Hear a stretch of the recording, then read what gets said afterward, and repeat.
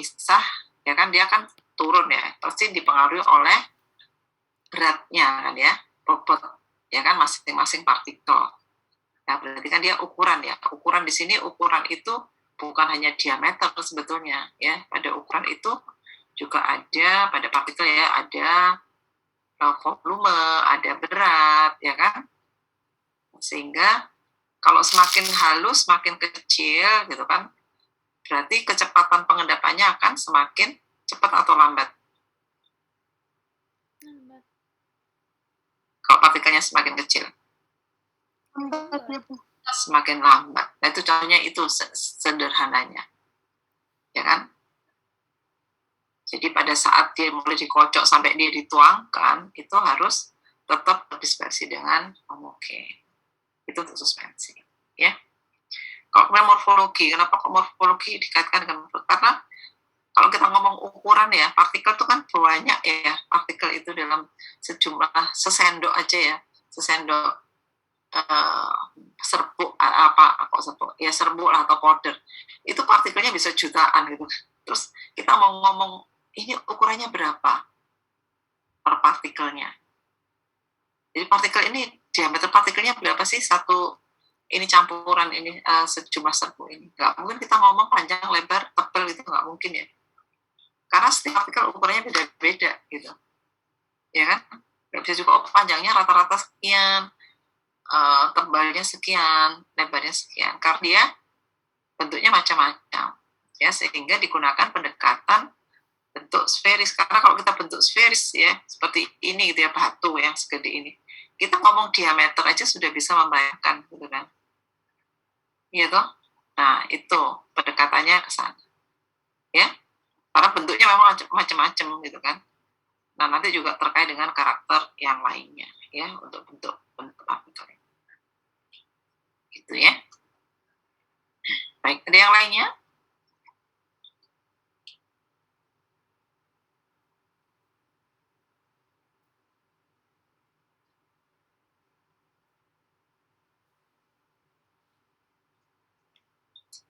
Ya. Jadi yang akan kita pelajari, gitu, maksudnya tidak semua ya, karena mikromeretik ya terkait dengan partikel ini banyak sebetulnya ya. Nanti juga akan dipelajari pada semester 5 ya, langsung di formulasi untuk sediaan padat gitu ya. Jadi mikromeretik ini adalah, sebentar ya, saya matikan WhatsApp saya dulu nih biar nggak mengganggu. Ya, dia mempelajari ya bahan-bahan yang ukurannya kecil gitu ya, ukurannya kecil. Ini dulu masih sampai mikro ya, sekarang ini sudah nano gitu ya. Nggak tahu nanti kalau ada mungkin ilmu nano, kalau nano tuh bukan ke nanomeretika tapi nano teknologi biasanya sudah ya. Ini akan dibahas. Kadang pakai slideshow itu suka macet ya. Kayak gini aja bisa dibaca kan? Ya, kalian juga sudah punya kan ya materinya ya.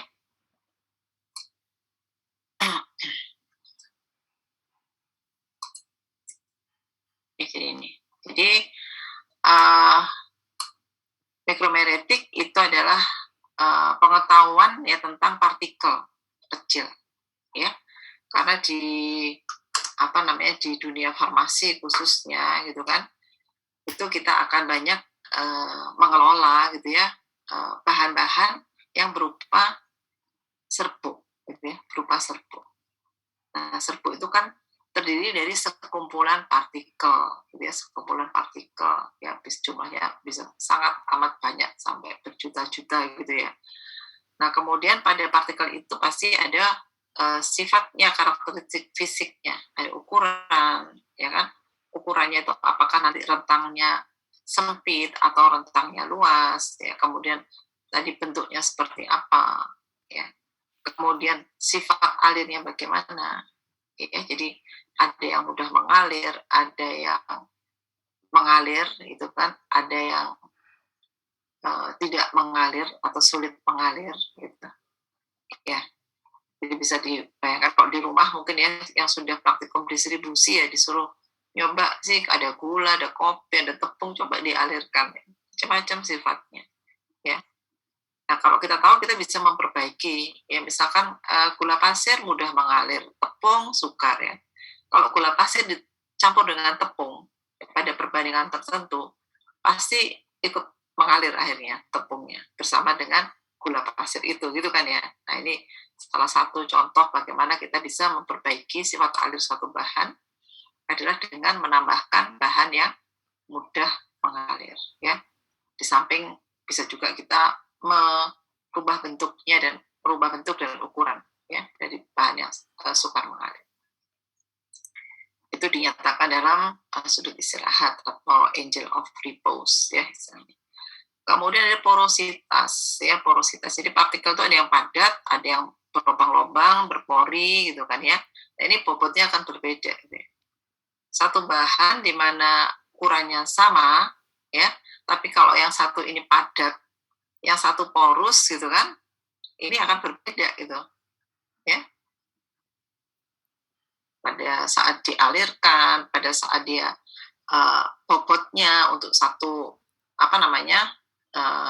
volume yang sama, ini bobotnya akan berbeda, ya. Jadi ada volume, ada densitas. Kemudian bagaimana kalau kita punya massa serbuk yang besar, ini pengelolaannya bagaimana, ya. Nah, ukuran ya mikrometer biasanya dinyatakan dalam mikrometer, ya mikrometer itu 10⁻⁶ meter atau 10⁻³ milimeter, ya. Ini kadang suka lupa gitu ya. Kemarin aja saya juga hitung-hitungan tuh, menghitung misalkan dari diameter sekian, gitu. Volumenya itu menjadi apa gitu ya. Atau maksud kita menginginkan volume itu sekian misalkan ya. Diameternya harusnya berapa gitu. Ya. Jadi kalau untuk sediaan itu masuk ke dalam mesin pencetakan ya, misalkan tablet atau masuk ke dalam kapsul atau masuk ke dalam wadah apapun, itu yang masuk itu adalah volume, ya. Kecuali kalau sediaan masuk, misalkan bukan sediaan, contohnya atau minuman yang dalam sase itu ya, sase itu bobot ya, karena kan dia tidak memenuhi semua volume. Tapi kalau kapsul itu kan terbatas ya, besar kapsulnya terbatas, jadi dia lebih ke volume nanti ya. Nah, volume itu harus dari semua sediaan ya, dengan volume secangkang kapsul itu ya, ukuran tertentu, bobotnya harus seragam kan gitu, ya kan, sehingga ada kaitan antara volume dengan bobot tadi, ya. Tapi kalau sediaan misalkan yang gampang masukkan minuman instan itu ya, kopi susu kayak gitu, itu kan sejumlah tertentu kan, sekian gram misalkan, berapa itu 50 gram misalkan ya, 50 gram. Nah itu bobot dasarnya ya, 50 gram dimasukkan. Karena langsung masuk ke dalam sase tersebut. Dan sasenya atau kantongnya itu kan nggak pas gitu ya, dia kan berlebih ya. Tapi kalau misalkan dalam kapsul, kemudian pencetakan tablet ya, masuk ke dalam mesin area pencetakan itu, yang masuk itu adalah mengisi ruang pencetakan. Nah itu volume ya, di situ. Yang berperan adalah volume dari massa serbuk itu. Kemudian di sini kaitan antara partikel ya, karakteristik partikel ya, ukuran ya, ada rentang ukuran, ada bentuk, porositas, sebenarnya banyak lagi ya. Nah ini bisa terkait dengan karakteristik fisiknya ya. Jadi ukuran itu fisik ya, bentuk itu karakteristik fisik ya. Kemudian nanti bisa terkait juga dengan bagaimana kecepatan disolusi ya. Jadi kalian sudah belajar juga mengenai kelarutan dan disolusi, itu dua hal yang sama-sama larut tapi berbeda konsepnya. Gitu ya, ini yang harus dipahami nanti. Jangan sampai kebalik.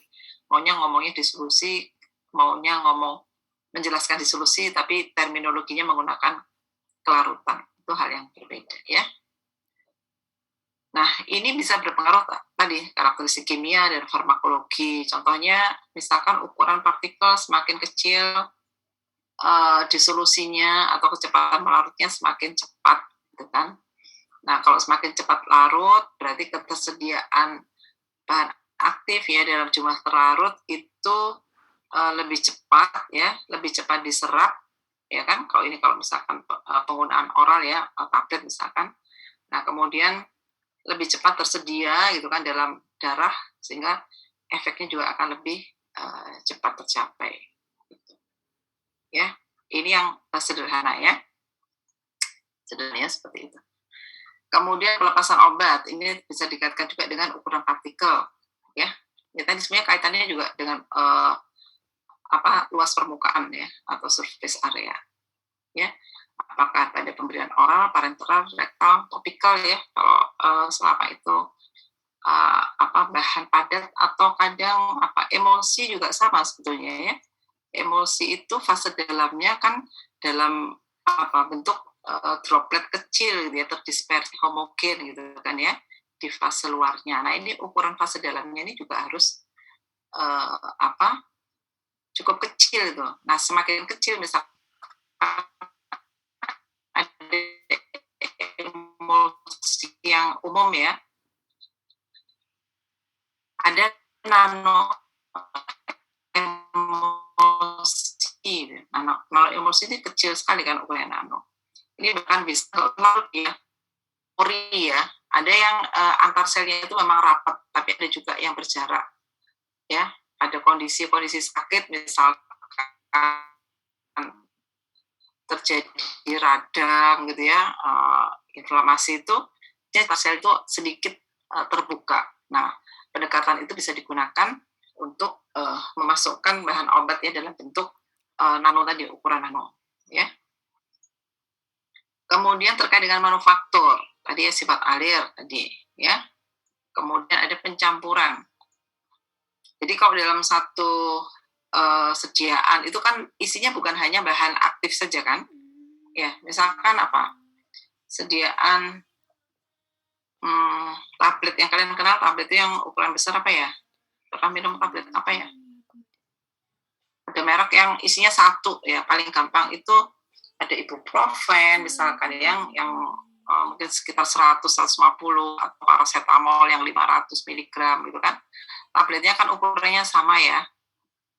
Ya kan? Nah, berarti kalau bahan aktifnya misalkan 100 mg, tablet itu rata-rata bobotnya yang umum itu sekitar 600 lah ya, 600.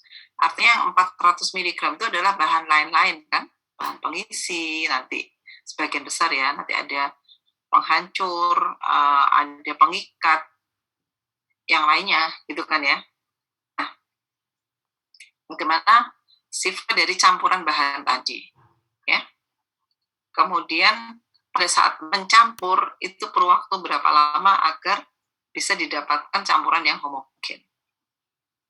Dan ini kita harus tahu nih karakter ukuran dari bahan itu bagaimana, sifat alirnya bagaimana, ya.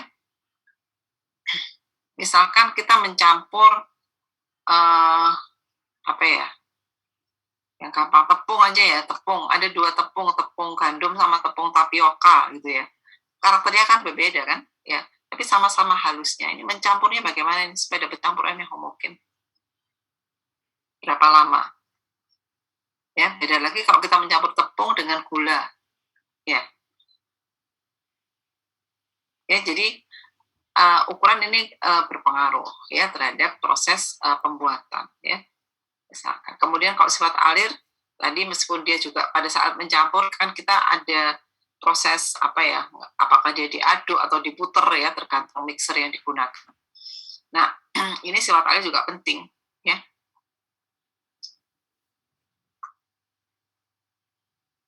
Ya, ini contohnya ini yang halus ya. Kemudian di sini agak kasar ini granul. Nah, ini ada juga partikel yang memang dibentuk ya. Ini bits biasanya jadi butiran-butiran. Ya, kalau tadi dikatakan bahwa ukuran partikel itu tadi yang sampaikan ya bahwa ukuran partikel itu nggak mungkin bisa sama gitu kan ya. Dalam sejumlah partikel pasti ukurannya macam-macam. Nah, tapi kalau memang dirancang kita membuat satu sistem gitu ya. Sediaan atau apalah bahan aktif itu direkayasa sehingga ukurannya seragam itu bisa, artinya dibuat ukurannya sama ya, seragam ya, seperti bits ini contohnya biasanya ukurannya sama. Kemudian ada ini ya, kalau partikel ini ada yang padat, ada yang berlubang-lubang. Tentu saja ini karakternya nanti berbeda ya. Kalau sama-sama misalkan dilarutkan itu, ya, ini luas permukaannya akan berbeda antara yang ini rapat ya, smooth itu permukaannya sama yang lubang-lubang. Ya, bagaimana nanti dia berinteraksi dengan media pelarut ya tentu saja berbeda gitu. Ya. Ada karakteristik partikel, jadi ada ukuran, distribusi ukuran, sifat alir, ya, porositas, ya, kemudian sifat permukaan, ya, ada gaya elektrostatik gitu kan ya, jadi tarik menarik antar partikelnya gitu. Ini juga akan menyulitkan pada saat pencampuran, ya. Ada juga yang tolak menolak partikel itu. Ada bahan aktif yang tolak menolak. Jadi kalau mau dicampur itu susah gitu. Ya, jadi bahan ini nggak mau satu, kita mau ngambil gini dia langsung minggir gitu ya, nggak mau dicampur. Ya ada yang seperti itu, ada yang tarik menarik. Jadi kalau mau diambil itu dia ya tarik menarik satu, jadi akhirnya kayak menggulung gitu ya, partikel kecil-kecil itu nanti membentuk agregat ya, butiran-butiran. Ada yang seperti itu. Jadi sifat permukaannya juga perlu dikenali ya. Kemudian karakteristik jadi partikel itu juga akan tadi berpengaruh pada saat kita mencampur ya, campurannya bagaimana, stabil nggak pencampurannya, bisa dicampur bisa didapatkan campuran yang homogen dalam waktu berapa lama ya, karena ada misalkan kita mencampur beberapa bahan padat ya, semakin lama waktu pencampuran bukan semakin homogen tapi malah memisah lagi gitu, karena adanya perbedaan ukuran, kemudian atau sifat permukaan seperti itu. Ya, jadi semakin lama dicampur malah segregasi, memisah gitu ya. Coba aja kalau di rumah misalkan coba ngaduk ya, misalkan ada kopi, gula gitu kan, di gelas gitu ya. Kemudian kalian coba misalkan dibuat 2 lapis gitu ya. Pertama gula, atasnya kopi, kemudian atasnya susu gitu kan ya, susu bubuk ya ini. Kalau mau bikin minuman, tapi sendiri-sendiri ya di gelas bening itu. Kemudian coba kalian campur, terus nanti apa yang terjadi? Ya, terjadi segregasi atau tidak gitu ya. Ya, jadi karakteristik partikel ini ya akan berpengaruh juga terhadap disolusi dan absorpsi obat. Jadi ya semakin kecil, ini secara teorinya gitu ya, semakin kecil ukuran, luas permukaannya meningkat, disolusinya meningkat, ya bahkan kelarutan bisa meningkat ya pada ukuran tertentu. Kemudian kalau disolusinya meningkat, absorpsinya juga lebih cepat, kadar obat dalam darah juga akan meningkat. Ya ini yang banyak dilakukan ya pengembangan ini untuk memperbaiki sifat dari bahan obat yang kebanyakan memang bersifat sukar larut dalam air atau bersifat hidrofil. Ya bisa dilakukan dengan pengecilan ukuran partikel atau yang lainnya bisa merubah bentuknya tadi yang misalnya tadi disebut ada kristal gitu ya, dirubah menjadi bentuk amorf ya. Kemudian pelepasan obat ya dari sediaan yang diberikan secara pada berbagai rute ya, ini juga dipengaruhi oleh sifat partikel. Stabilitas fisik tadi sudah dijelaskan ya, untuk suspensi. Emulsi juga sama ya kan, emulsi itu kalau emulsi itu kan tadi ada 2 fase ya, fase dalam dan fase luar ya, misalkan fase dalamnya minyak gitu ya, minyak air ya, fase luarnya air ya. Butiran minyak itu terdispersi homogen gitu kan dalam air gitu kan ya, dia nggak kelihatan jadi satu karena dia kecil sekali gitu kan ya, jadi kayaknya nggak tampak kayak satu fase gitu kan. Kemudian di situ pasti biasanya ditambahkan emulgator ya kan, untuk menurunkan tegangan permukaan gitu ya dari partikel yang tidak tercampur tadi. Tetapi pada emulsi yang tidak stabil, di mana partikel yang kecil-kecil tadi kalau bergabung gitu kan, dia akan membentuk partikel yang besar ya kan. Nah, partikel besar ini nanti akan bergabung juga akan dengan partikel yang besar lainnya, besar menjadi besar, akhirnya ya sudah menjadi minyak itu, fase minyak dan air itu akan terpisah gitu. karena minyaknya tadi yang terdivisif kecil-kecil itu bergabung gitu loh, ya kan, semua bergabung akhirnya rusak ya, emulsinya misah gitu ya, misah kayak santan gitu ya, kalau udah rusak ya pecah itu kan misah ya, air sama lapisan ya minyaknya dia terpisah ya. Jadi santan, susu itu kan emulsi ya.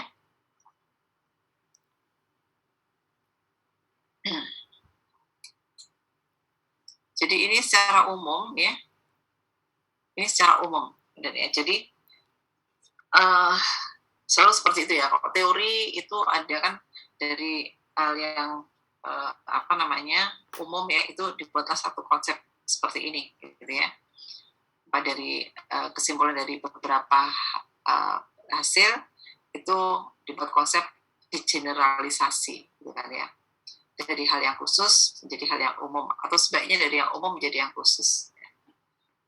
Nah, ini yang umum seperti ini. Jadi semakin kecil ukuran partikel, maka total luas permukaan partikel ini untuk sejumlah partikel yang sama gitu ya, misalkan sama-sama 1 gram, itu total luas permukaannya akan meningkat ya. Sehingga kalau luas permukaan meningkat berarti permukaan yang kontak ini kalau di solusi ya, yang kontak dengan media pelarut itu juga akan meningkat ya, sehingga dia akan cepat larut ya, akan cepat terdisolusi. Akibatnya kalau sudah larut ya dia bisa diabsorpsi ya, diabsorpsi sehingga nanti ketersediaan obat itu dalam darah itu cukup ya. Nah, mula kerja obatnya juga menjadi cepat ya. Makanya kadang-kadang kan ada obat yang sama-sama ya, ini obat ini sama dosisnya sama, tapi ini kok lama gitu ya, nggak muncul itu efeknya ya. Misalkan panas kok tetap panas, pusing kok ya lama ya. Itu saya alami sih, ini sudah terlanjur minum obat ini ya sudahlah ditunggu aja, jadi efeknya lambat. Itu apa? Bisa karena salah satunya ukuran ya, kalau misalkan kita minum tablet, bisa karena kalau tablet diminum ya itu kan dia harus hancur kan ya, jadi ada waktu hancur ya, waktu persyaratan waktu hancur itu ada hancur, kemudian ukuran partikelnya berapa nih setelah hancur supaya dia mudah ini pada saat kontak ya dengan cairan tubuh itu dia larut gitu, supaya bisa diserap ya. Nah, ini kira-kira kalau lama itu mungkin lama ya, proses hancur sampai dia larut diserap itu lama memang gitu. Sehingga sampai mencapai kadar yang cukup dalam darah untuk menimbulkan efek farmakologi itu lama. Nah, itu kadang-kadang bedanya di sana. Sama bahan aktifnya, sama gitu ya. Formulanya lebih kurang mungkin sama, tapi masalah ukuran bisa berbeda. Ya, atau tadi penggunaan bahan penghancur ya, ada bahan penghancur yang bagus, cepat dia ya, begitu masuk sangat mudah dalam jumlah air yang sedikit aja dia langsung mengembang, mendorong gitu kan masa tablet sehingga dia pecah gitu kan. Ada yang tidak ya, jadi daya dorongnya itu ya kecil gitu ya, jadi pecahnya juga agak lama gitu kan ya, pecah. Kemudian ukuran partikel menjadi penting juga di sini setelah dia hancur ya. Nah itu ya, jadi kadang-kadang kalau kita ngomong wah ini obatnya kok nggak manjur gitu sih gitu ya, itu karena masalah formulasi ya. Jadi formulasi bukan hanya komposisi ya, tapi ya masing-masing tadi punya ukuran tertentu ya kan, punya apa, setelah digabung ini kemampuan hancurnya ini bagaimana ya, bahan apa yang digunakan sebagai bahan tambahan itu penting. Nah, ini contoh dari sediaan injeksi, ini diberikan secara intramuskular atau lewat ke otot ya. Berbeda bentuk larutan dengan suspensi dengan ukuran yang berbeda. Ya, jadi ukuran yang besar dia lebih lambat gitu ya larutnya. Ini. Tapi yang penting kita harus tahu sebenarnya minimum efektif dosnya itu di mana. Misalkan minimum efektif dosnya itu di sini gitu kan, ini nggak masalah gitu ya. Bahkan yang ini terlalu tinggi gitu ya kan, akibatnya bisa saja dia toksik gitu kan ya, atau ada efek sampingnya muncul ya. Nah, ini yang digunakan dalam pengembangan sediaan lepas lambat ya, atau yang pelepasnya dikendalikan. Kita bisa menggunakan pendekatan ukuran partikel ya. Kalau pada pemberian parenteral atau injeksi seperti larutan ya. Kalau larutan itu kan sudah ukuran sudah nggak ada ya, karena sudah terlarut gitu bahannya. Jadi sudah terlarut, sudah nggak ada gitu ukuran, karena sudah molekular ya. Nah ini kalau dia sudah diserap gini, dia akan cepat turun ya. Kecuali kalau dibelikan bahan-bahan yang untuk menahan, misalkan apakah diberi bahan pengental atau ada campuran pelarut-pelarut minyak-minyak nabati, misalkan seperti itu ya, itu bisa diperlambat. Nah, kalau bentuk suspensi, karena bahan aktifnya dalam bentuk padat, pelepasannya atau kelarutannya bisa lebih lambat ya, pelan-pelan gitu kan. Nah, ini tujuannya apa? Untuk mempertahankan kadar obat di dalam darah dalam waktu yang lebih lama. Jadi kalau injeksi ini sebenarnya turun nanti ya. Nah, kalau ini bisa dijaga dia lebih lama. Ini sayang, ini hanya 28 jam ya. Biasanya kalau untuk sustain itu bisa dilihat sampai beberapa hari gitu. Jadi kelihatan dia baru turun kadarnya itu pada jam ke berapa. Ya, jadi seperti ini bisa diteruskan nih. Turun sampai mana yang ini mungkin lebih tetap gitu ya dia. Ini adalah pengaruh ukuran. Jadi pendekatan ini biasanya untuk pendekatan istilahnya suspensi makrokristal. Gitu ya. Jadi dengan merubah ukuran bahan padatnya gitu kan, itu bisa untuk memperpanjang duration of action, gitu. Jadi masa kerja. Ya. Jadi ya, ini sudah saya jelaskan. Jadi semakin kecil ukuran partikel, maka stabilitas suspensi emosi khususnya itu akan meningkat. Ya. Jadi kalau semakin kecil ukuran, tapi bukan hanya ukuran sebetulnya ya, bukan hanya ukuran satu-satunya, harus juga bisa ditunjukkan misalkan dengan muatan permukaan ya, atau zeta potensial. Ya. Jadi muatan permukaan itu yang menunjukkan bahwa mereka nanti antar partikel itu tidak terjadi agregasi, ya, tidak bergabung satu sama lain. Ya, jadi muatannya harus cukup tinggi, biasanya di atas 25 lah ya, di atas 25 zeta potensialnya, sedangkan tersebut stabil. Ya. Jadi kita nggak bisa hanya ukuran saja satu-satunya, gitu ya. Jadi ada karakter partikel yang lainnya. Sampai di sini, ada yang mau tanyakan?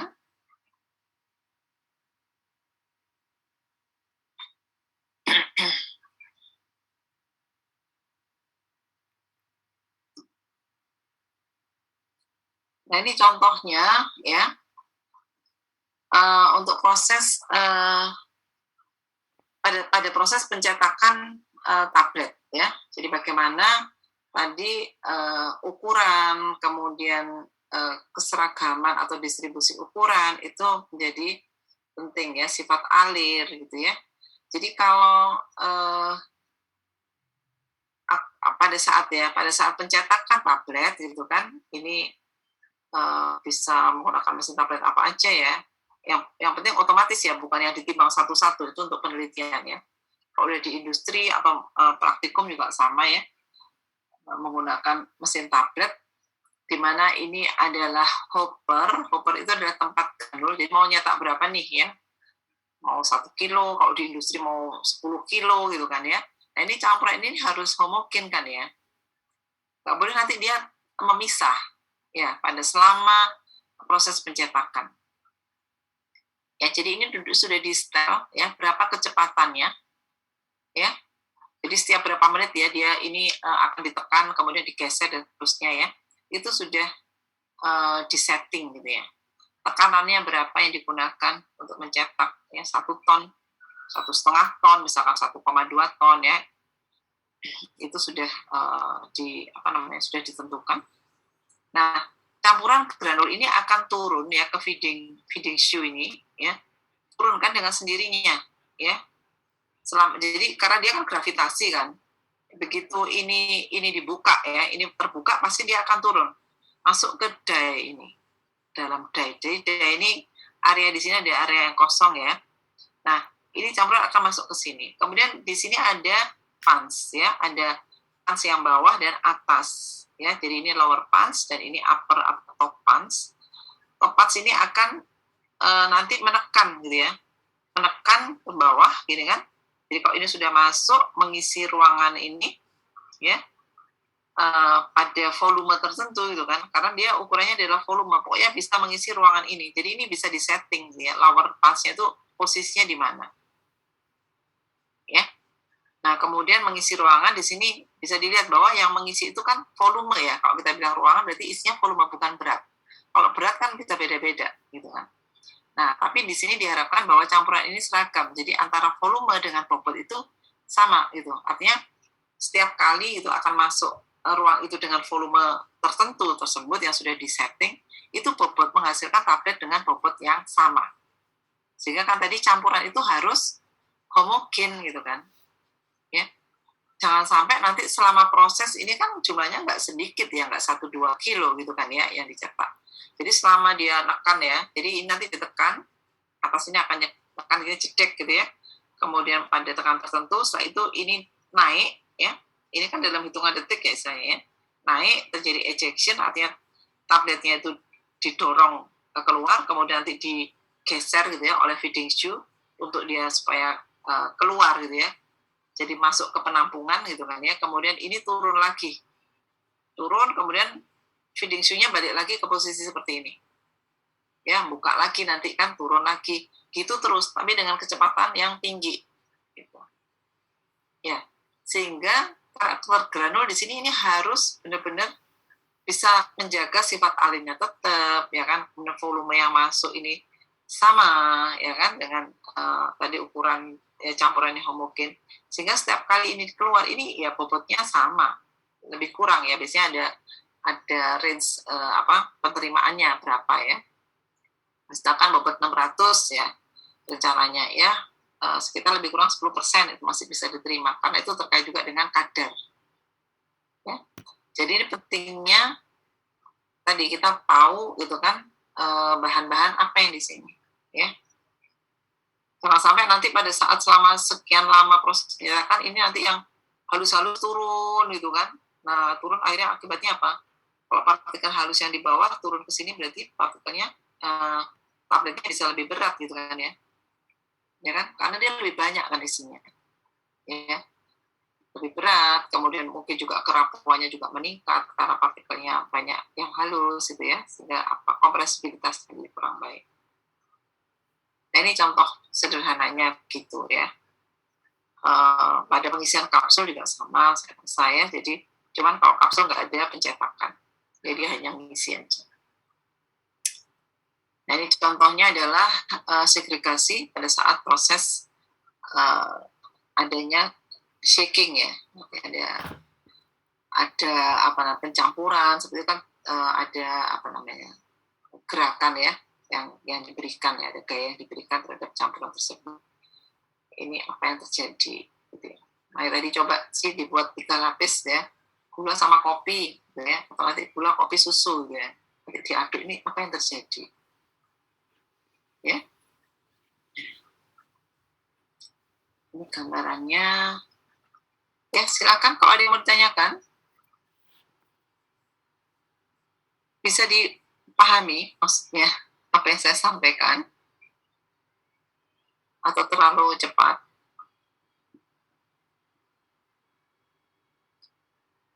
Kemudian terkait dengan bentuk dan ukuran tadi yang juga ditanyakan ya sama Zak ya. Jadi kenapa kok ukurannya bentuknya dianggap bulat gitu. Karena tadi sulit kita kalau semua itu diukur gitu, karena bentuknya macam-macam ya. Dalam satu campuran tuh bentuknya beragam, nggak ada yang sama ya. Nah sehingga memang kalau kita menyatakan ukuran ya dalam satu ukuran diameter rata-rata gitu kan, morfologinya kita harus tahu nih morfologinya seperti apa ya. Bentuknya kubus gitu, bentuknya jarum, bentuknya bulat tapi permukaannya kasar, bentuknya nggak karuan gitu kan ya. Nah, nanti akan berpengaruh pada saat proses pencampuran, pencetakan, seperti itu. Ya. Nah, sehingga untuk ukuran itu ada beberapa pendekatan. Ya, beberapa pendekatan dianggap bentuknya seperti bola gitu kan, kemudian ditarik diameternya berapa. Ya. Atau kalau pengukuran yang langsung, misalkan kita melihat langsung di partikelnya, itu jadi pendekatannya macam-macam ya. Bisa langsung ke ukurannya seperti ini, kita melihat partikelnya bentuknya seperti ini. Ya. Ini mana yang diukur nih? Ya, bisa diambil di sini ada yang pendekatan ukuran yang paling luar atau paling panjang. Ya. Atau yang bagian dalam. Ya, jadi kalau yang paling luar adalah diameter Verret. Ya. Kalau yang bagian dalam ini adalah diameter Martin. Ya. Atau ini dianggap berbentuk bundar. Ya. Bundar sehingga ini diameternya ditarik sini. Ya. Itu diameter proyeksi. Ya. Nah, sebetulnya partikel itu kan nggak bentuknya aja ya, banyak panjang, lebar gitu kan, dia punya ketebalan gitu kan ya, ketebalan. Sehingga pada partikel itu ada volumenya ya, dia punya densitas ya, ada yang ringan, ada yang padat, ada yang kosong gitu kan ya. Nah, itu juga penting ya. Jadi meskipun tadi ukuran kecil lebih lambat turunnya gitu ya, ukuran besar kalau dia ringan ya dia juga lebih lambat gitu kan. Kalau densitasnya rendah ya dia juga lebih lambat ya kan. Misalkan besi itu kecil tapi dia berat kan ya. Tapi misalkan bola kapas besar tapi ya ringan ya. Jadi ukuran bukan satu-satunya, karena dalam satu partikel itu ada massanya, ada volumenya, ada bobotnya ya kan, karena dia punya massa jenis tertentu. Ya, jadi karakter dari partikel itu ada volume, ada bobot, luas permukaan, ya. Kemudian tadi kalau terkait dengan bobot dan gaya gravitasi, tadi misalkan suspensi, tadi terkait dengan sedimentasi, kecepatan dia untuk turun, ya. Itu tergantung dari berat dan densitas atau massa jenis. Ya.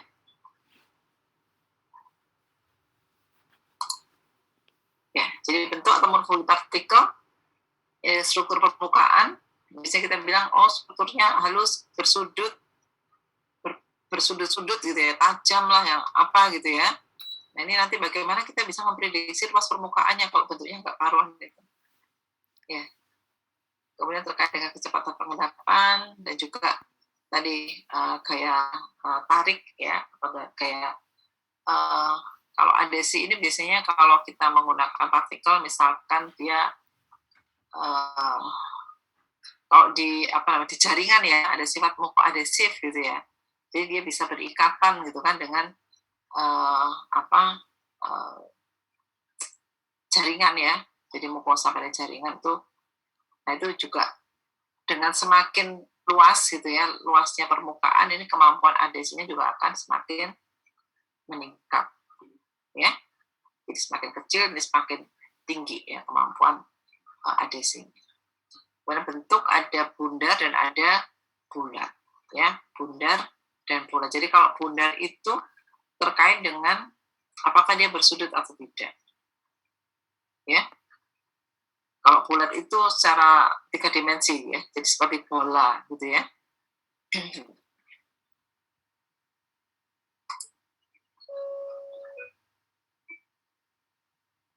Ya, jadi gambarannya ini ada partikel-partikel ya. Ini adalah laktos ya.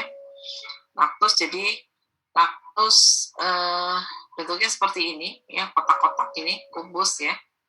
Nah, kemudian ini sifatnya karena higroskopis juga ya, ini biasanya sukar mengalir ya, sukar mengalir ya. Kemudian bagaimana untuk meningkatkan, karena laktos ini banyak digunakan sebagai pembawa ya untuk sediaan padat ya. Jadi bisa dibayangkan, jadi misalkan obat-obat dengan dosis yang kecil ya, diazepam misalkan ya, dosisnya 5 mili gitu kan, 4 mili ya. tabletnya kecil ya, tapi tablet kecil itu kan bobotnya biasanya apakah 50 mg, jarang ya 100 mg paling enggak ya, 100 mg. Nah, bahan aktifnya hanya 5 mg. Artinya yang 95 mg itu apa isinya? Eksipien gitu kan ya. Paling kalau untuk pengikat, penghancur, paling 5% lah ya. Yang lainnya adalah pengisi. Ya. Nah, pengisi itu kalau jadi pengisi itu memainkan peran yang penting gitu, karena dia bisa berpengaruh pada sifat alir ya, kemudian tadi kemampuan untuk dikompresi ya, karena dia sebagian besar dari persediaan tersebut isinya adalah pengisi gitu. Kecuali kalau obat-obatan dengan dosis yang tinggi yang saya sampaikan, misalkan 500 mg gitu ya, kayak paracetamol itu kan tinggi ya. Nah, tablet yang besar paling 600, 150 ya kan. Artinya 150 itu adalah ada pengisi, ada pengikat, dan sebagainya. Jadi pengisinya kan sedikit. Yang berperan adalah bahan aktifnya gitu kan ya, karena dia di atas 50%. Nah, kita harus paham sifat dari bahan tersebut. Nah, laktos gitu ya, ini bisa dimodified ya, atau direkayasa sederhana dengan koproses ya, menggunakan spray drying ya, jadi penyemprotan kering gitu. Atau pengeringan semprot ya, pengeringan semprot ya, spray drying gitu kan ya. Nah, ini di laktos yang ada itu dilarutkan gitu aja, kemudian ya sudah disemprotkan dalam ukuran menggunakan penyemprot dengan lubang tertentu ya, kemudian pada disemprotkan dia pastikan semprotan itu berbentuk bulat kan ya, kalau kita nyemprotkan air atau apa. Nah, pada saat itu dia disembur oleh udara panas sehingga keringlah dia dalam ukuran yang halus tadi dan berbentuk bulat ya, berbentuk bulat. Nah, setelah di-spray tentu saja dengan ukuran tertentu ya, nggak bisa terlalu halus, nanti juga akan bermasalah juga pada sifat alirnya gitu kan. Nah, ini sifat alirnya akan meningkat ya, bentuknya bulat seperti ini. Kemudian ada ini ya, kalau ini bentuknya awalnya panjang-panjang, nah ini akan menyulitkan nanti pada saat proses pencampuran. Sehingga perlu di cutting ya. Cutting itu bisa macam-macam ya, ada di cutting gitu kan, dengan alat ya, kayak pisau gitu ya. Ada yang di grinding ya, ditekan dengan diputer ya, macam-macam ya cara untuk melakukan reduksi ukuran. Ya, ada juga yang kadang-kadang konsentrasi ya, misalkan untuk spray drying, konsentrasi larutan yang disemprotkan, kemudian kecepatan penyemprotan, suhu pengeringan itu akan berpengaruh terhadap hasil ya, jadi hasil pengeringan itu, partikel yang dihasilkan ya. Jadi saya banyak main-main di spray dry ini ya, untuk nanopartikel. Nah, ini gambarannya ya,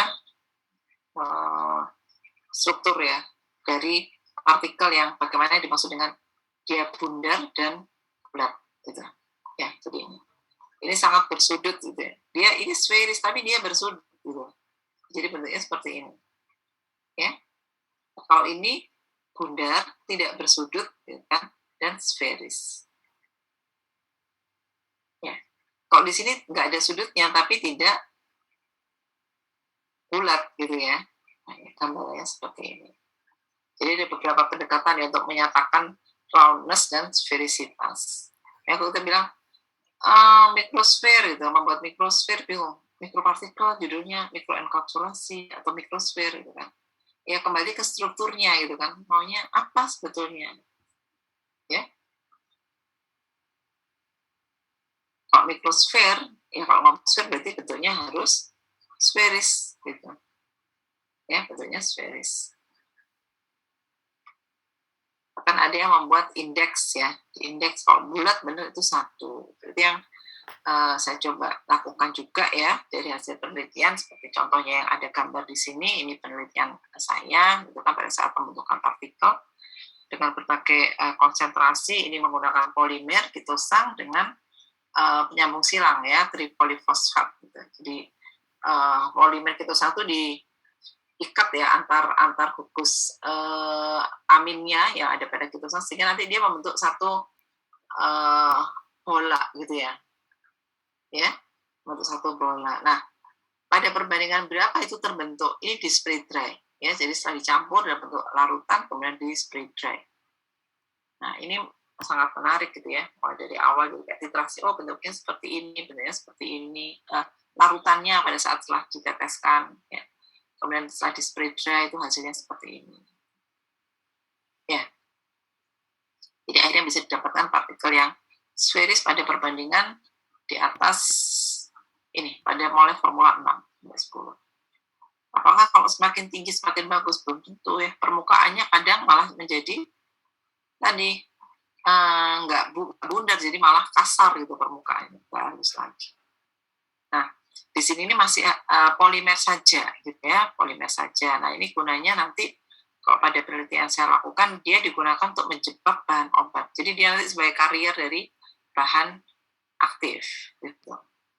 Nah, kalau obat itu dijebak di dalam situ, kalau bentuknya seperti yang 1 sampai 5, tentu saja penjebakannya menjadi kurang efisien ya, pelepasannya juga agak sulit ya, bisa naik turun nih kalau seperti ini ya. Sementara kalau bentuknya sferis, ini kita penjebakannya bisa prediksi ya, artinya dia bisa ada di dalam situ gitu kan. Kemudian pelepasannya juga ke segala arah itu sama gitu kan. Kalau bentuknya bola itu kan ke segala arah sama gitu ya. Karena dia kemana-mana di ukurannya sama. Gitu. Ya. Sampai di sini, silakan kalau ada yang mau ditanyakan.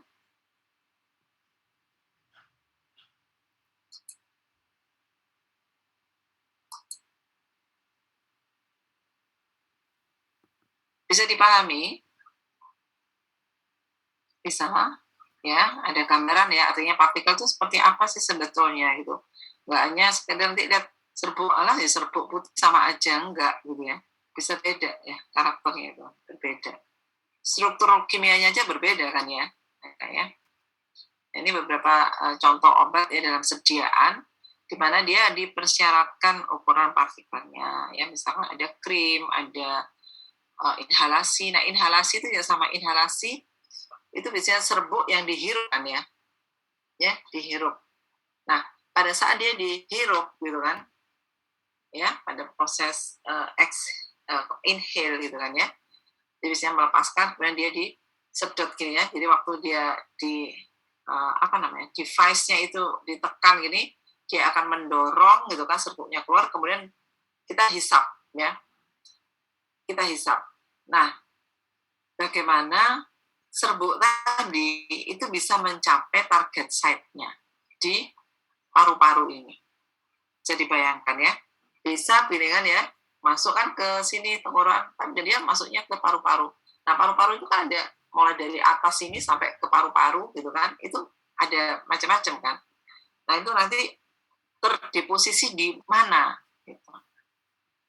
Nah, itu berarti apa? Kalau pernah belajar ilmu apa ya? Kalau saya dulu ilmu apa ya? Pesawat ya namanya ya. Atau kok kalian namanya ilmu apa? Jadi bagaimana kalau satu partikel gitu ya atau benda itu dilempar gitu ya, itu dia akan sampai kemana dengan pola gerakannya ya, lintasannya itu bentuknya kan nggak lurus ya, pasti dia akan naik kemudian turun seperti kurva gitu. Ya, nah turunnya itu harus sampai lokasi yang diinginkan. Nah, pada inhalasi ada lagi istilah diameter, itu adalah aerodinamik ya. Jadi aerodinamik diameter. Gitu. Jadi dia harus ukurannya sekian ya kan. Jadi di sini lebih kecil dari 5 mikrometer, tapi tidak boleh lebih besar juga dari 20 itu masih memungkinkan ya. Biasanya diberikan kayak membawa gitu ya, karier gitu ya. Kariernya biasanya laktos ya. Jadi bahan obat itu kayak ditumpangkan ya, bahan obatnya menumpang di partikel laktos gitu. Ya. Kemudian ada salbutamol, ada injeksi ya kan, injeksi dalam bentuk suspensi ya, ini ukuran partikel yang harus diberikan. Ya.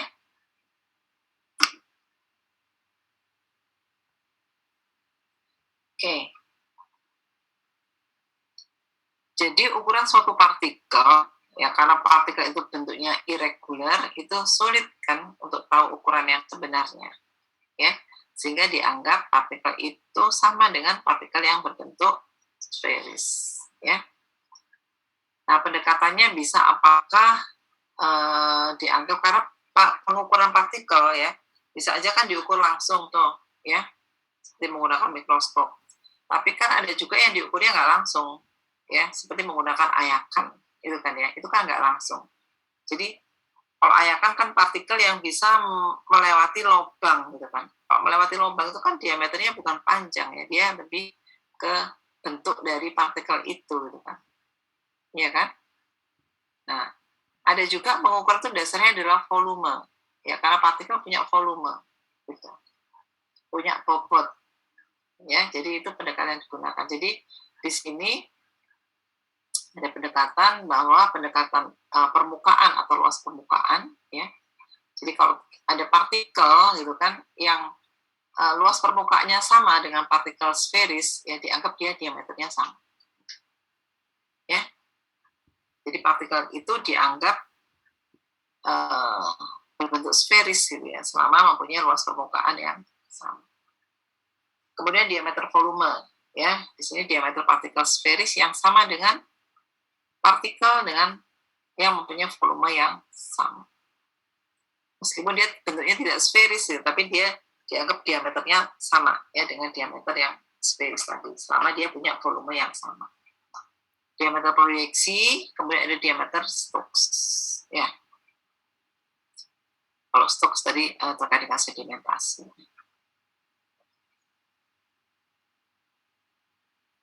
Ini gambarannya, ya, ilustrasinya seperti ini. Jadi kalau partikel bentuknya seperti ini bisa dengan ada beberapa pendekatan, ya, beberapa pendekatan. Tentu saja ukurannya menjadi nggak sama persis, tapi lebih kurang sama. Jadi seperti ini kan bedanya kecil ya. Kecuali ini kalau kita ambil yang maksimum sama minimumnya. Tapi di sini biasanya bedanya kecil. Ada pendekatannya berbeda. Ya.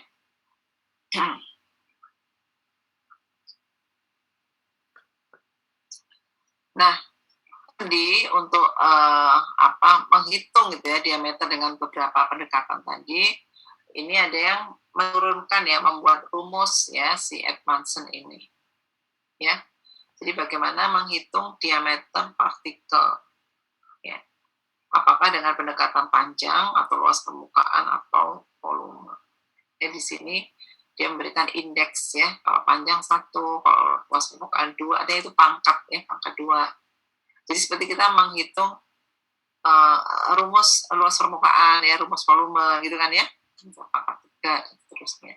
Jadi ditambahkan di sini sebagai pangkat dari diameter hasil pengukuran ya.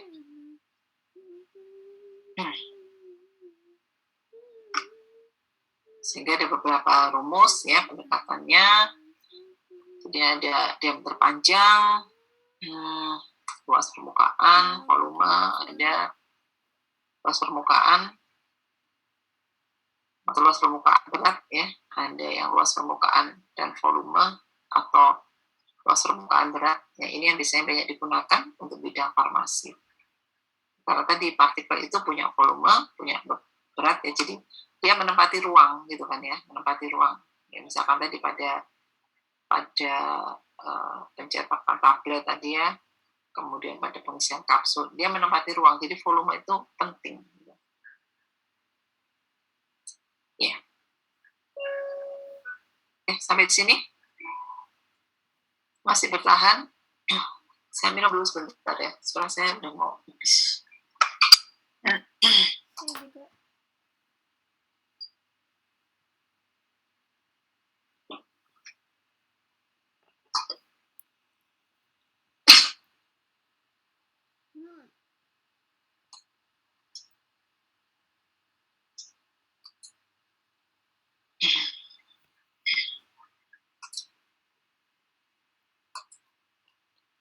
Ya, nah di samping diameter, gitu ya, diameter itu kan mesti diameter rata-rata ya, karena kan banyak kan serbuknya, partikelnya dalam sejumlah serbuk itu kan ukurannya banyak ya, jadi kita sebutkan dalam diameter rata-rata. Tetapi diameter rata-rata itu tidak bisa menggambarkan keseluruhan ukuran ya dari masa serbuk tersebut kan, ya, sehingga kita bisa menggunakan distribusi ukuran. Ya, distribusi ukurannya seperti apa? Ya, apakah itu dari jumlahnya, misalkan jumlah sekian yang ukurannya misalkan 20 mikron itu jumlahnya sekian, ya, yang ukurannya 25 itu jumlahnya sekian gitu kan. Atau menggunakan berat, ya. Berat. Jadi yang ukurannya sekian ada sekian gram, ya, sekian ada sekian, jadi fraksi bobot. Ya. Jadi kalau yang jumlah ini bisa dilihat pada praktikum itu dengan mikroskop, kalau berat ini dengan metode pengayakan.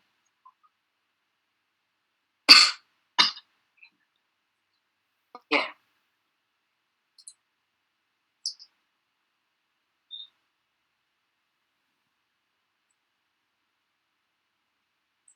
Oke, ya, jadi ini untuk distribusi, ya.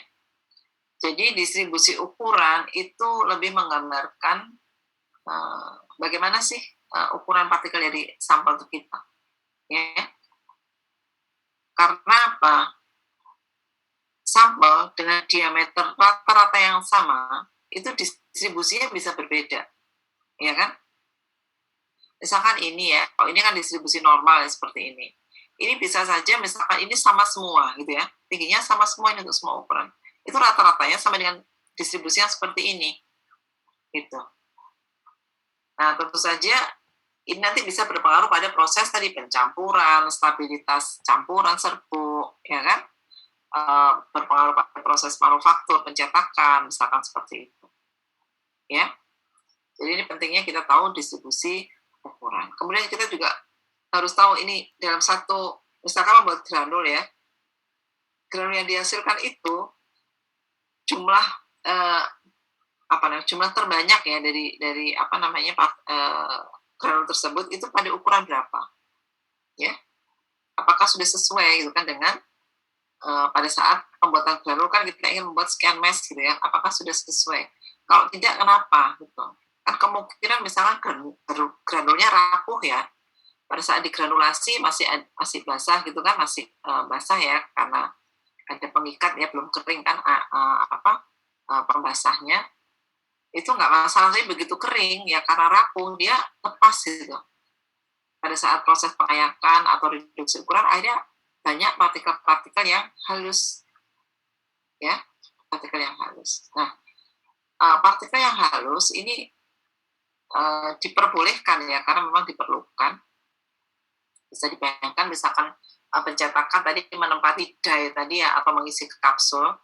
Kalau ada granul-granul gitu kan, pasti di sela-sela granul itu ada rongga-rongga yang kosong kan, ya, rongga-rongga yang kosong. Nah, itu partikel halus itu akan menempati rongga-rongga tersebut, ya. Jadi pada proses tadi pencetakan tablet itu sejumlah fines atau partikel yang halus itu diperlukan untuk mengisi ruang, sehingga pada saat proses kompresi ya dicetak ya, ditekan itu bagus ya, tabletnya kekerasannya masuk ya, seperti ya. Jadi evaluasi distribusi ukuran bisa dilakukan pada saat sesudah pembuatan granul ya, kalau memang tablet tersebut dibuat ya dengan cara granulasi ya. Ini sama ya, hari ini kalau yang sudah praktikum belum ya. Ini nanti pada saat praktikum mikroskop ya, kita bahas saja pembuatan grafik ya. Ini untuk jadi kita bisa membuat grafik untuk tahu seperti apa sih tadi ya, kayak histogram tapi dalam bentuk kurva. Bisa juga untuk melihat kumulatif. Ada kalau kumulatif itu ya dijumlahkan gitu ya dari semua ukuran itu ya. Ini bisa didistribusi mungkin yang sudah dengan praktikum distribusi kan ya. Nah itu kan melihat persen kumulatif kan, nah itu seperti itu ya. Jadi nanti Distribusi ukuran akan dijelaskan ya terkait dengan kumulatif frekuensi atau berat ya atau persen ya seperti itu sama saja. Nah kemudian jumlah partikel ya. Kalau kita tahu diameter partikel ya, kita tahu nih bola, bentuknya bola atau diameternya. Kita bisa menghitung luas permukaannya bisa. Kita juga bisa menghitung volumenya kan dengan diameter itu ya. Volumenya berapa. Nah, kalau kita tahu volume ya, jadi kita punya partikel jadi dalam sejumlah ini 1 kilo gitu, 1 kilo atau satu gram bahan, kita tahu diameternya ini sekian ya, setelah diperiksa dengan mikroskop misalkan ya, diameternya sekian, berarti volumenya sekian nih tiap partikel. Kemudian kita bisa menghitung BJ bisa ya, itu BJ ya, BJ ada nggak ya di viskositas, atau sebelumnya mestinya sudah pernah ya mengukur berat jenis.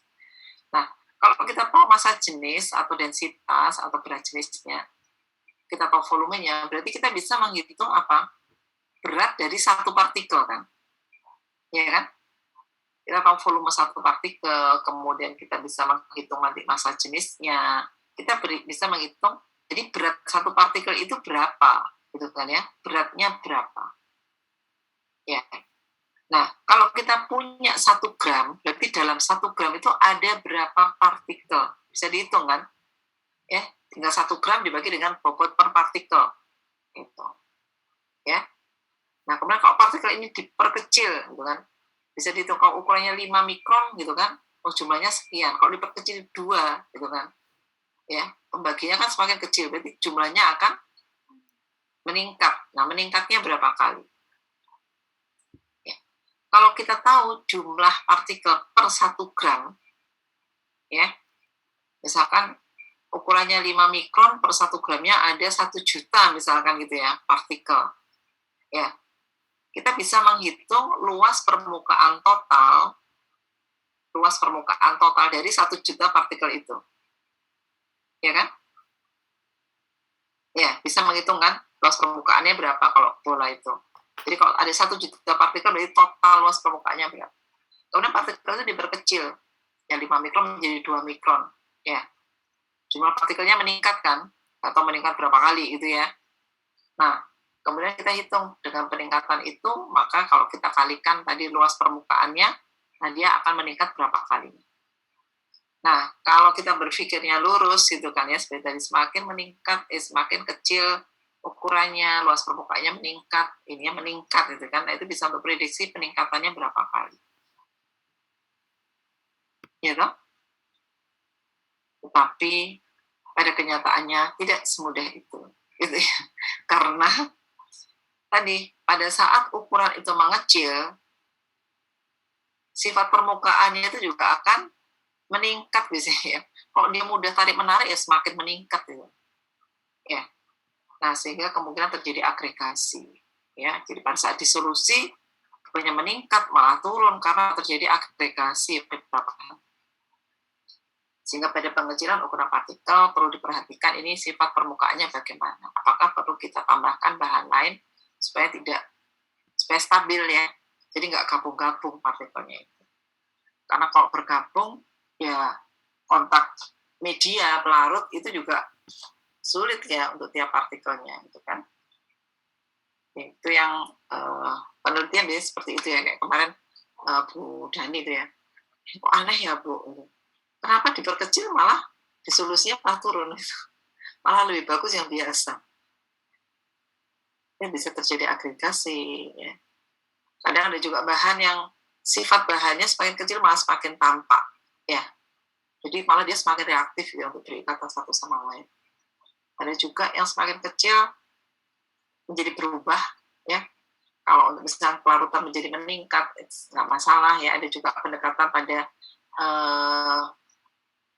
nanopartikel emas ya, emas itu warnanya kan emas ya, kuning gitu kan ya, kuning keemasan itu. Tapi pada ukuran nano, ya 10 nano yang sangat kecil, itu warnanya sudah nggak kuning, warnanya merah. Ya, jadi awalnya kuning keemasan menjadi kuning orange lama-lama merah. Ya kalau dilihat ya, di perubahannya ya, semakin kecil ukuran. Karena apa?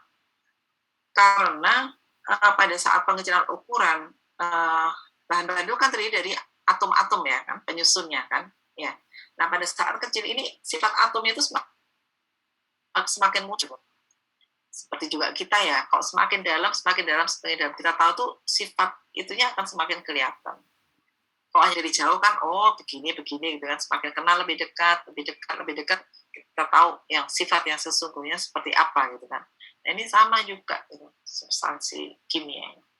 Jadi semakin kecil gitu, sifat penyusun terkecilnya akan semakin kelihatan. Nah itu yang menarik ya. Ya, jadi banyak akhirnya fenomena karakteristiknya bisa sangat berubah ya, bisa berubahnya itu dimanfaatkan ya, misalkan kalau di dunia apa ya,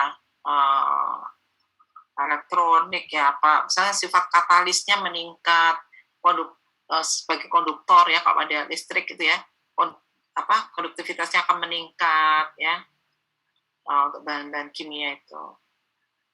Sebagai absorben ya, kemampuan absorpsinya meningkat ya, ini digunakan untuk solar cell gitu ya. Kalau selain farmasi ya, solar cell kan dia menyerap dari tenaga surya gitu kan, pakai panel gitu kan ya, serap kemudian dia bisa untuk tenaga ya, untuk listrik gitu kan ya. Nah kalau kita menggunakan bahan penyerapnya gitu kan, jadi dari sinar matahari ini diserap, dan material penyerapnya itu ukurannya nano, itu kemampuan penyerapannya bisa berkali lipat. Ya, jadi kalau panel surya yang selebar itu biasanya kan diletakkan di atap gitu ya, atau apa ya, banyak kan ya kayak lampu-lampu itu kan menggunakan itu ya.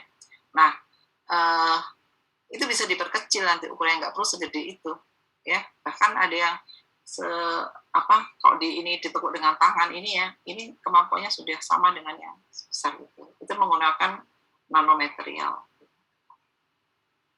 ya pendekatannya. Baik, nah ini contoh hitungan ya, nanti kalian bisa coba ya menghitung gitu kan. Ini ada di buku Physical Pharmacy Martin ya. Nanti ini semua mahasiswa ini harus membaca buku tersebut ya, buku acuan atau referensi wajib ya untuk kuliah farmasi fisik ya. Jadi di sini bisa dibayangkan kalau misalkan diameter 2,41 ya mikrometer dengan densitas 3,0 gram per centimeter kubik ya. Hati-hati kalau kita menghitung ya dengan rumus satuannya harus disamakan gitu ya. Jadi kalau yang 1 mikro, yang 1 senti ya, ini dijadikan yang mana nih, mau senti atau ke mikrometer gitu ya. Ini partikelnya sekian ya, sampai 10 pangkat 10 ya. Jadi bisa dibayangkan kalau partikel ini diperkecil ya menjadi 0,2 gitu ya, 10 kali lebih kecil ya. Ini jumlah partikelnya menjadi berapa ya. Sampai di sini silahkan kalau mau ada yang ditanyakan.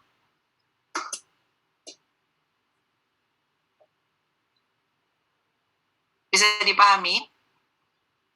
Ada gambaran ya, bersih ini ya. Masih bertanya. Ya, silahkan. Sebenarnya saya masih agak bingung sama diameter sferis itu, Bu. Soalnya kan kayak perbandingan antara diameter volume proyeksi itu dibandingkan standarnya itu sama diameter sferisnya. Nah, itu tuh apakah ada standarnya sendiri atau gimana, Bu, untuk luas permukaannya sendiri? Jadi maksudnya dibandingkan itu dianggap gitu ya, dianggap. Jadi dianggap partikel itu bentuknya bulat. Ya. Jadi partikel itu dianggap bentuknya bulat. Jadi nggak ada, pembandingnya ini bukan, tapi diasumsikan ya partikel itu bentuknya bulat. Ya, bukan terus misalkan kita menguji itu ada partikel yang bentuknya bulat terus disamakan, enggak, karena nggak ada gitu kan. Ya sulit juga membuat partikel yang bulat, tapi itu diasumsikan itu bentuknya bulat. Ya, jadi kalau kita mengamati gitu kan, dianggap dia misalnya proyeksi gitu kan. diproyeksikan berarti dianggap aja ini diameternya ini ukuran dari partikel tersebut. Ya. Nah, kalau pendekatan tadi misalkan volume gitu kan, ya dianggap gitu kan dia volume gitu kan partikel dengan partikel yang berbentuk bulat ya dengan diameter ini gitu untuk pendekatan perhitungan diameter volume. Ya, jadi nanti pada pengukuran misalkan ini ya contohnya di sini ya pengukuran itu ada yang dasarnya memang volume. Ya, volume. Jadi misalkan gambarnya gini, kalau ada gelas kita isi air gitu kan ya, kemudian kita masukkan benda padat ya, benda. Pasti kan ada air yang keluar kan, ya kan? Misalkan ini penuh ya, kemudian pasti, nah volume yang dikeluarkan itu adalah volume dari benda tersebut, gitu. Dan benda itu dianggap benda berbentuk sferis, gitu. Ya seperti pada metode ini yang penentuan. Jadi menentukannya tidak ukuran langsung tapi berdasarkan volume yang dipindahkan. Ada juga yang berdasarkan luas permukaan, ya seperti itu. Ya, gimana? Permisi Bu, kalau misalnya kan kayak misalnya ada serbuk, ada granul. Nah kayak itu tuh berarti apakah kayak penentuannya itu juga berbeda Bu? Kalau misalnya kita ngukur diameternya dari yang pendekatan suara volume gitu, kan berbeda-beda. Pendekatannya berbeda, ya. Jadi kalau kan jadi ukuran ya, jadi ukuran dari sampel itu akan menentukan metode apa yang digunakan, gitu kan ya. Jadi tidak bisa, misalnya optik itu untuk semua ukuran enggak, optik itu hanya ukuran sekian sampai sekian. Ayakan tuh ukurannya lebih besar, ya. Sedimentasi kalau terlalu besar juga nggak bisa, gitu ya. Atau kalau kecil berarti kita menggunakan metode ini. Nah, masing-masing metode itu punya pendekatan yang berbeda. Ya, punya pendekatan yang berbeda. Ya. Jadi tidak ada, maksudnya kita bisa menggunakan pendekatan panjang. Ya, mikroskop itu pendekatannya diameter panjang. Karena yang diamati hanya sebidang gitu kan ya. Padahal sebenarnya partikel itu kan menempati ruang. Ya. Kalau dengan ayakan pendekatannya adalah sebenarnya ayakan itu dengan bobot pendekatannya. Ya. Ukurannya dari mana? Ukurannya dari ukuran ayakan. Gitu. Ya. Diameter berdasarkan bisa dari volume atau beratnya ya. Kemudian sedimentasi itu dari berat juga. Ya. Kemudian baru kita menghitung diameternya berapa gitu. Dari kecepatan ya. Kecepatan ini kalau sedimentasi ya, kecepatan benda itu turun gitu kan. Kemudian kita menggunakan rumus ya, rumus Stokes di sini kita bisa menghitung diameternya. Tapi pendekatannya di sini pendekatan volume dan berat ya sebenarnya kalau sedimentasi ini. Jadi seperti itu. Jadi kita nggak punya istilahnya standar juga diameter yang ini bentuknya sferis kemudian kita bandingkan, enggak. Itu kita asumsikan sama dengan partikel yang berbentuk bola. Jadi semua partikel kita anggap berbentuknya bola gitu. Gitu. Bisa dipahami atau masih bingung? Bisa Bu, tapi ada satu pertanyaan lagi terakhir. Saya masih ini mempertanyakan kalau misal tadi kan standar muatannya itu lebih besar daripada 25. Nah, itu tuh kenapa Bu standarnya serta potensial? Serta potensial ya? Iya. Serta untuk muatan. Iya. Jadi muatan itu kalau kecil gitu kan ya, muatan itu kalau kecil dia cenderung nanti akan kalau muatan yang sama gitu kan ya. Muatan yang sama ini kan tolak menolak gitu kan ya. Tapi semakin kecil itu kecenderungan untuk tarik menariknya gitu kan besar gitu kan ya.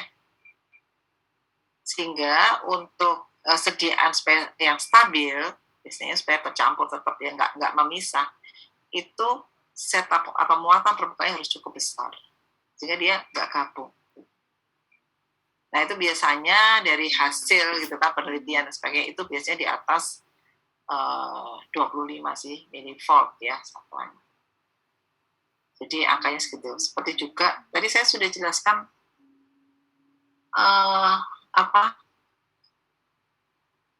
gimana ya, terkait dengan homogenitas ya. Jadi ada ukuran ya, ukuran itu ada distribusi ukuran ya. Jadi ukuran itu kan didapatkan dari beberapa pengukuran ya, beberapa data gitu kan ya, data partikel ya kita olah. Nah, ada istilahnya diameter rata-rata gitu kan. Kemudian ada terkait dengan homogenitas yang disebut dengan PI atau indeks polidispersitas ya, indeks atau polydispersity index. Nah, itu nanti kalau kita menggunakan alat seperti light scattering ya, seperti yang saya tahu sih ya, itu nanti akan keluar PI-nya berapa. Jadi kalau kita itu PI itu kayak SD gitu ya, standar deviasi. Kalau PI-nya semakin kecil, berarti itu menunjukkan bahwa partikel itu homogen. Ya, partikel itu homogen. Itu ada. Jadi ada satu parameter ya. Jadi kalau ukuran selain diameter biasanya ada indeks polidispersitas gitu. Ya. Jadi kalau semakin tinggi ya di atas 0,2 itu berarti semakin tinggi ya, semakin besar berarti semakin ukurannya macam-macam gitu. Jadi distribusinya itu atau rentangnya lebar. Ya, jadi beberapa alat, kalau dari sini juga bisa lihat sih, misalkan mikroskop ayakan tuh bisa gitu. Kalau ayakan nggak terlalu ya, karena kita ayakannya terbatas ya. Kalau mikroskop itu masih bisa dilihat ya dari hasilnya. Itu untuk setup potensial ya. Nanti mungkin setup potensial itu bisa diajarkan di, nggak tahu saya ya, di mana ya kalau di physical farmasi itu ya. Kalau disediaan biasanya di liquid ya, farmasika sediaan liquida itu, karena di situ setup potensial untuk suspensi, untuk emulsi itu penting. Untuk sebagai parameter stabilitas dari sediaan. Gitu. Ya, siapa tadi yang tanya ya? Nggak kelihatan soalnya di sini ya. Saya Bu Risma. Terima kasih Bu. Ya. Sudah? Ada lagi? Izin bertanya Bu. Siapa ini? Denayu. Masih seputar yang diameter proyeksi. Nah, itu kan kita mengumpamakan dengan bentuk sferis. Nah, mengapa saat membuat bentuk sferis itu keliling terluar lingkarannya itu tidak berhimpitan atau bersinggungan dengan garis terluar dari partikel gitu Bu, agak ke dalam. Itu bagaimana kita membayangkan proyeksinya itu bagaimana? Terima kasih. Sebentar ya. Saya...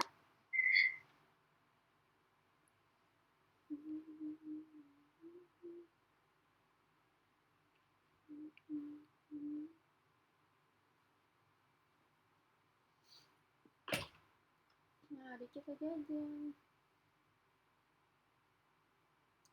Ketinggalan juga.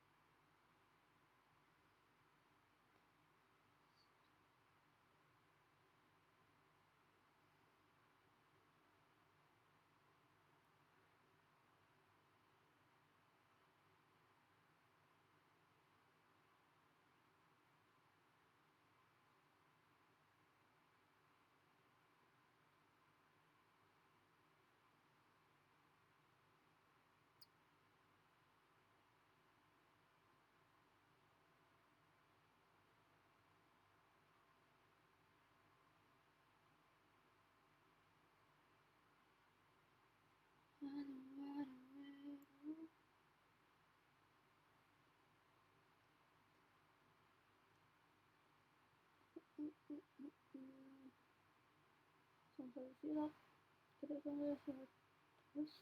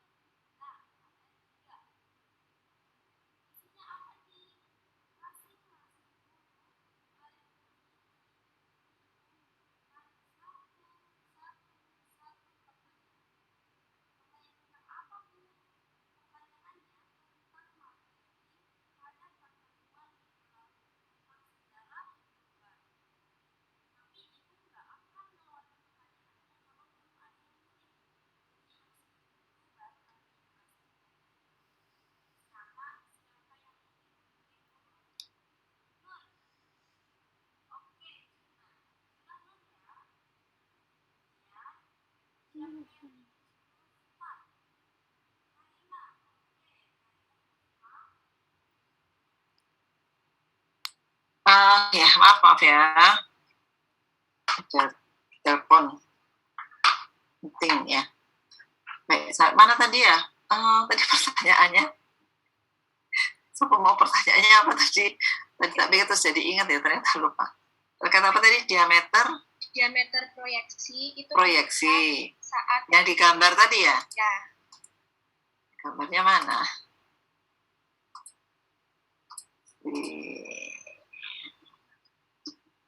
Ini atau yang mana yang di sebelumnya? Kan ya, yang ada partikel terus bulat gitu. Nah, ini. Nih. Ya. Ya, oke. Proyeksi ya, projected ya, dianggap berbentuk ini gitu kan ya. Kenapa bentuknya ini ya? Ya, lingkarannya. Ya, lingkarannya nggak berhimpitan dengan garis terluar partikel. Yang ini kan nggak yang segede ini gitu kan ya? Iya. Nggak yang segede ini. Ya. Ini mana yang segede ini lebih mewakili apa yang di sini? Jadi biasanya gini, kalau kita punya apa ya, area gitu ya, area. Ini kan karena kalau di sini ini ada yang kosong kan ya, ini ada yang kosong, ini ada yang kosong gitu kan ya, di sini. Sebenarnya massa partikelnya kan ada di sini saja, ya, iya kan, ada di sini saja. Nah, jadi yang di sini, ini yang kosong ini, gitu kan ya, itu akan diisi oleh yang di sini, gitu. Nah, sementara kalau kita menggunakan proyeksi ini besar, gitu kan ya, berarti yang di sini ini kan kosong ya kan sebetulnya, ya kan? Ya, kalau misalkan menggunakan ini, aku bisa gambar nggak sih sebetulnya? Kayaknya bisa deh. Tapi gimana ya, nanti malah hilang kadang-kadang nih kalau dipakai. Ya. Jadi kalau ini dibuat sebentar.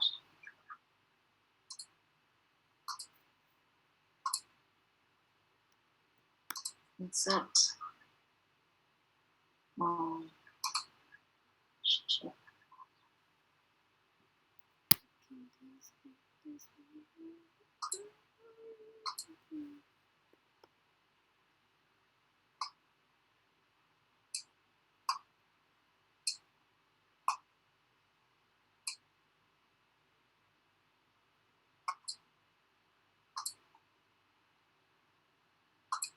Oke.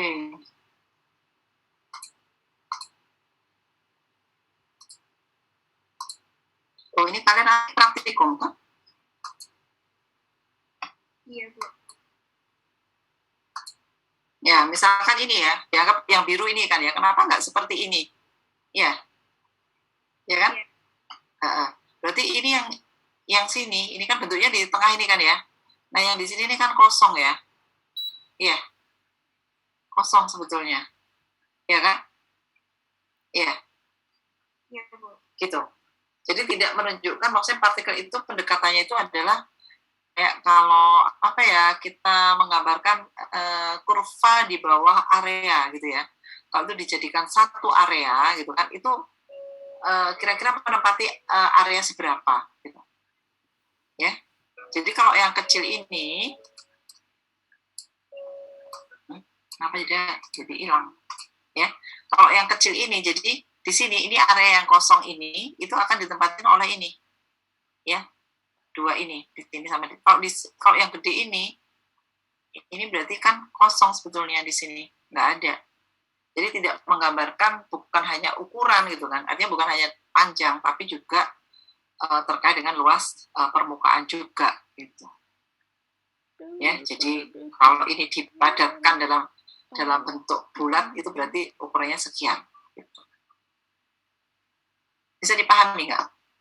Ya, enak pakai. Ya.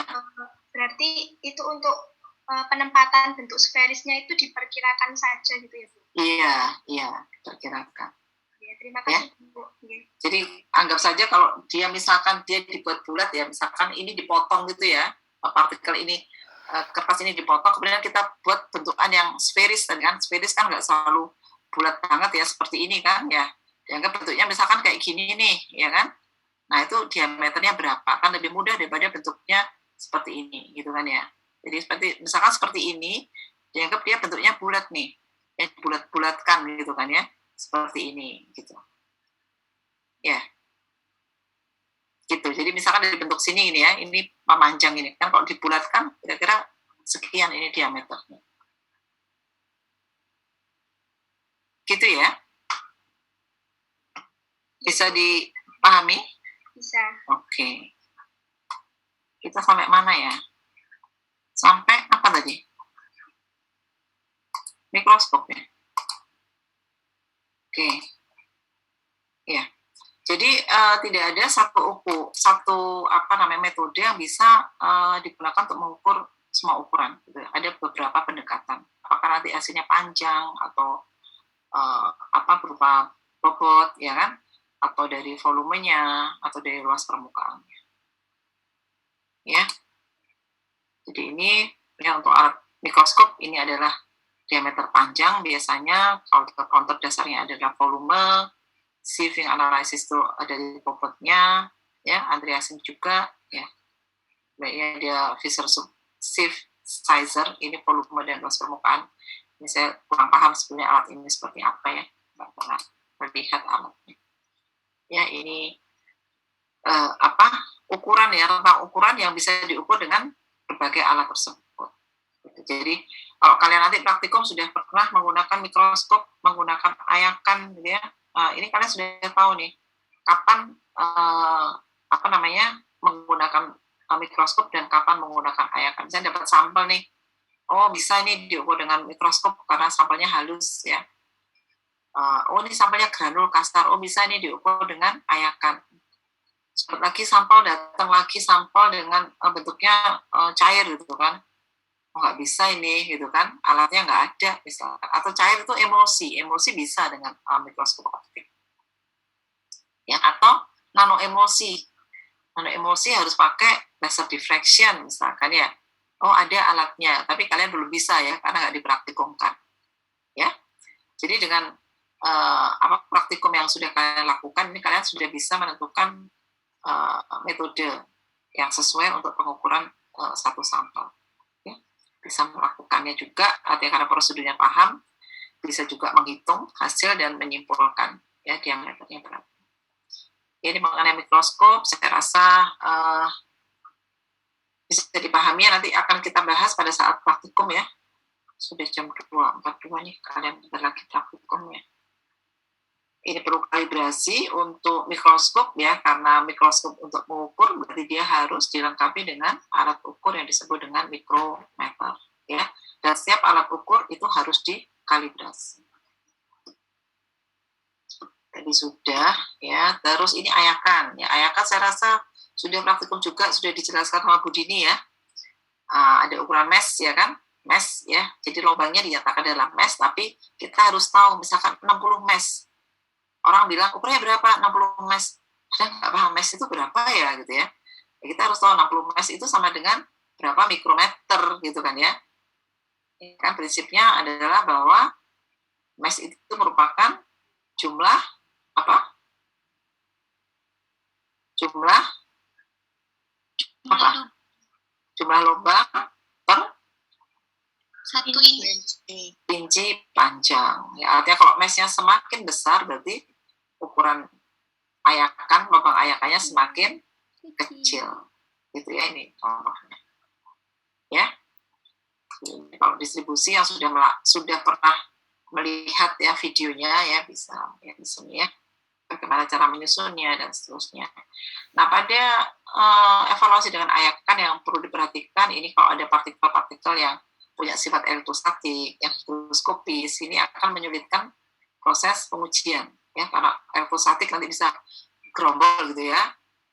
Yang mikroskopis juga sama ya. Jadi ya bergabung gitu ya, karena ada partikel air di situ. Ya sehingga kalau yang mikroskopis ini penyimpanannya benar atau sebelum digunakan dia dipanaskan dulu itu kan sehingga didapatkan kadar moisture kelembapan atau moisture content tertentu. Atau partikelnya berserat panjang-panjang ya, nggak bisa diayak gitu kan. Ya. Ini metode sedimentasi ya, metode sedimentasi ini berdasarkan berat sebenarnya ya. Jadi ada diameter, ada berat ya.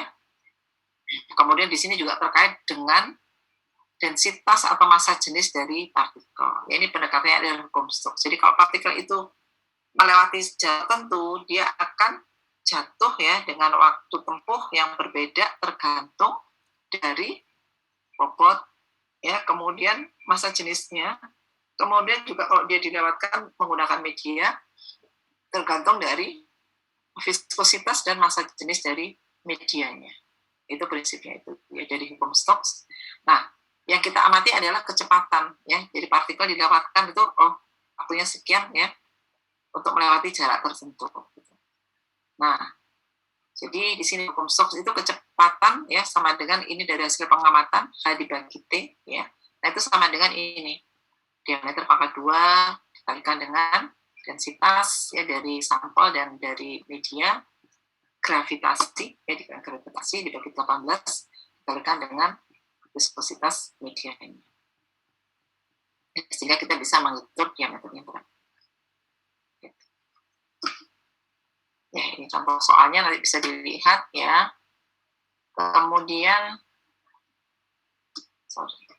ya, ini alatnya. Jadi seperti pipet Andreasen namanya ya. Jadi nanti sampelnya dimasukkan gitu ya ke ini yang ada pipetnya di dalam ini. Kemudian nanti dia akan turun gitu ya, mengendap melewati jarak ini.